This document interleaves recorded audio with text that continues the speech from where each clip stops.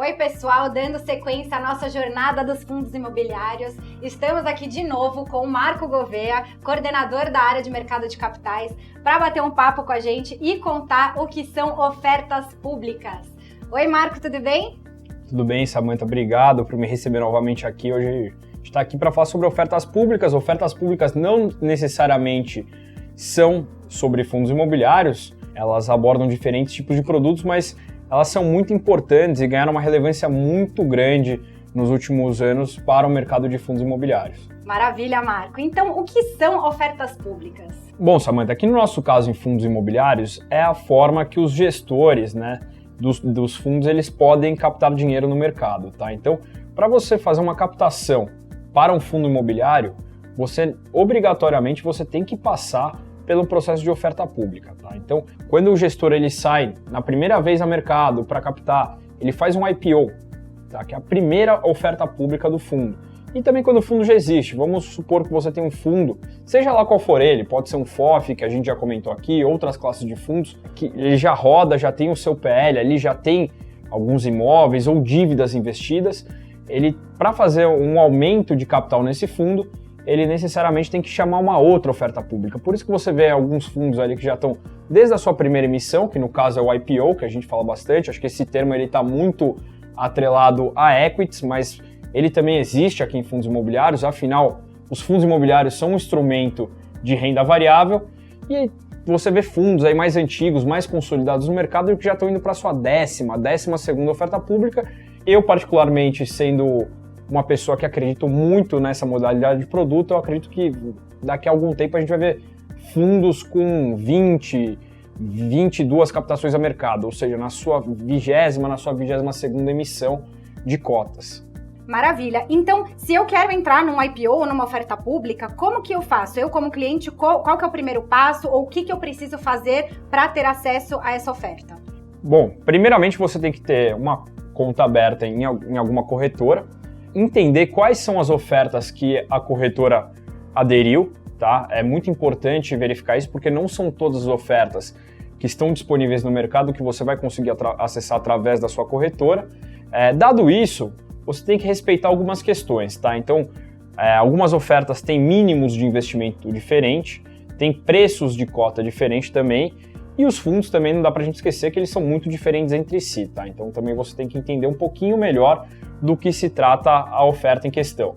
E quando a gente fala de ofertas públicas, aqui para fundos imobiliários a gente tem duas principais aí, tá? Que são as mais comuns. Tem as ofertas 400, que são para qualquer tipo de investidor, exceto o clube de investimentos. E existem as ofertas 476, que elas também são uma oferta pública, também servem para novas emissões de fundos imobiliários ou para emissões primárias, mas ela tem algumas particularidades, tá? Elas são focadas em investidores profissionais, que entre alguns fatores para você ser investidor profissional, o principal deles é você ter um patrimônio acima de 10 milhões de reais investidos. Não é só isso, tá? Tem algumas certificações que também permitem você ser investidor profissional, mas a mais comum é essa. E ela também tem uma questão que ela só permite 50 investidores. Então apenas 50 investidores podem entrar através das ofertas 476. Então, em linhas gerais, elas ficam na mão de investidores institucionais ou de grandes investidores. Legal. E você comentou sobre IPO, sobre ofertas públicas, sobre fundos que já fizeram a oferta inicial e agora estão fazendo uma segunda, uma terceira, quarta, quinta oferta para uma nova captação de recursos. Como que funciona isso? E as pessoas que já são cotistas, quando o gestor ele vai no mercado buscar uma nova captação, eu que sou cotista, eu de alguma forma sou beneficiada ou penalizada por esse movimento do mercado?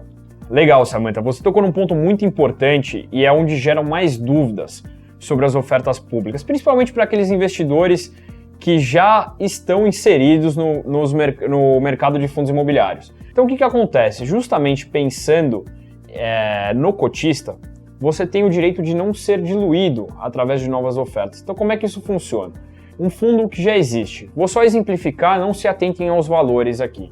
Mas um fundo de 100 milhões de reais, que tem um patrimônio líquido de 100 milhões de reais investido em diferentes tipos de ativos. Ele vai fazer uma nova captação e no nosso exemplo aqui ele vai dobrar de tamanho, ou seja, ele tem 100 milhões de reais e vai fazer uma nova emissão para atingir 200 milhões de reais. Esse cotista, ele tem o direito de preferência dele. Como é que isso funciona? No nosso exemplo, o fundo vai dobrar de tamanho, então ele fornece ao cotista atual o direito de não ser diluído, podendo dobrar sua posição. Então, se eu tenho uma posição equivalente a R$10 mil em um fundo, do nosso exemplo, que vai dobrar de tamanho, eu posso exercer mais 100% da minha posição, tá? Então, eu vou conseguir dobrar de tamanho junto com o fundo, não sendo diluído com uma nova oferta, tá? Isso se chama direito de preferência. Com o desenvolvimento dos fundos, e como a gente tinha falado no começo, que os fundos estão buscando novas captações, o mercado está amadurecendo e eles estão crescendo através de ofertas públicas, isso tem ficado cada vez mais comum. Então é muito comum, uma dúvida do investidor que já é cotista de fundo imobiliário, você tem um ticker, um exemplo aqui, ABCD11, né? Lembrando que o ticker dos fundos imobiliários, eles sempre terminam com 11. Aí do nada aparece na sua custódia o mesmo ticker, para quem não sabe é o código referente ao fundo imobiliário ou ação, enfim, ABCD12, tá com valor muito menor. Isso, na verdade, é o seu direito de preferência, que ele, inclusive, no caso das ofertas 400, ele é negociado a mercado. Então, você pode tanto adquirir direitos de preferência a mercado, se tornando cotista, mesmo não sendo cotista previamente, como se não for do seu interesse subscrever, você pode vendê-los, tá? Ele tem um preço e ele é negociado como uma ação ou como um fundo imobiliário. Claro que com uma liquidez diferente, a gente tem que respeitar isso, mas ele é negociável.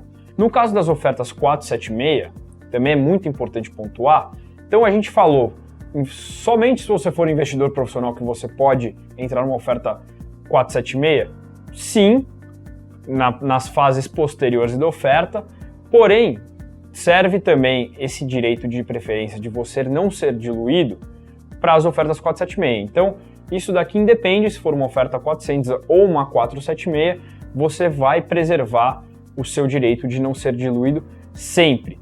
A única questão é que o direito de preferência que eu comentei, ele não é negociável nas ofertas 476, apenas nas 400. Bom, pessoal, acho que ficou bem claro aí o que são ofertas públicas para o mercado de fundos imobiliários. Então, ele acaba sendo uma outra forma de investir, mais uma forma para diversificar a sua carteira de investimento, além de, obviamente, trazer os benefícios que investir no mercado de fundo imobiliário traz, certo, Marco? Perfeito, Samantha. Acho que a gente conseguiu passar pelos principais pontos aqui. Lembrando que uma oferta pública é muitas vezes uma maneira atrativa para quem investe em fundos imobiliários ou até mesmo para quem ainda não investe, se inserir nesse mercado. Então, consulte seu guia, consulte sua corretora e entenda um pouco melhor. Perfeito, então, Marco, acho que ficou bem claro. Bom, pessoal, nos aguarde que voltaremos no próximo episódio para contar um pouquinho mais sobre a jornada dos fundos imobiliários.